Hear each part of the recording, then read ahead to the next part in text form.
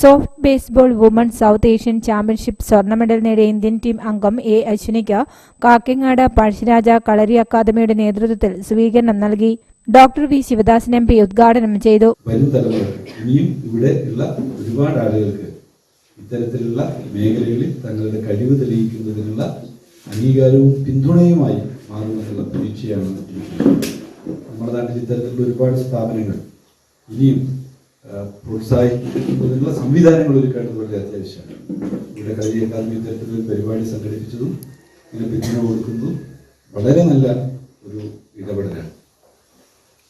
നമ്മുടെ പഞ്ചായത്ത് മലയോര മേഖലയോട് ചേർന്ന് കിടക്കുന്ന പഞ്ചായത്താണ്. ഒരുപാട് കഴിവുറ്റ കുട്ടികൾ കായിക താരങ്ങൾ നമ്മുടെ നാട്ടിലുണ്ട്. പക്ഷേ ആ കുട്ടികളെ കായിക താരങ്ങളെ വളർത്തിയെടുക്കുന്നതിനുള്ള സംവിധാനത്തിൻ്റെ അപര്യാപ്തത വളരെ വലുതാണ്. ഇപ്പോൾ കളരി ഇവിടെ വരുന്നു, നിങ്ങളുടെ പരിശീലന പരിപാടികളിൽ ഭാഗവാക്കാവുന്നു, നിങ്ങൾക്കൊരവസരം കിട്ടുന്നു. പക്ഷെ നമ്മുടെ പഞ്ചായത്തിൽ ഒരു പൊതുചിത്രമായി ഒരുപാട് കുട്ടികളുണ്ട്.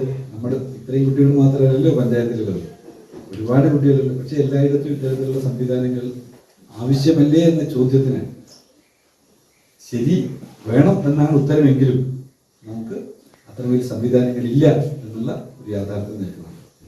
എല്ലാ വാർഡിലും കളിസ്ഥലവും, എല്ലാ വാർഡിലും വായനശാലയും, എല്ലാ വാർഡിലും ഇത്തരത്തിലുള്ള കളരി പരിശീലന കേന്ദ്രങ്ങളും ഒക്കെ ഉണ്ടായിക്കഴിഞ്ഞാൽ നാട്ടിലുണ്ടാകുന്ന ഒരു മാറ്റമുണ്ട്.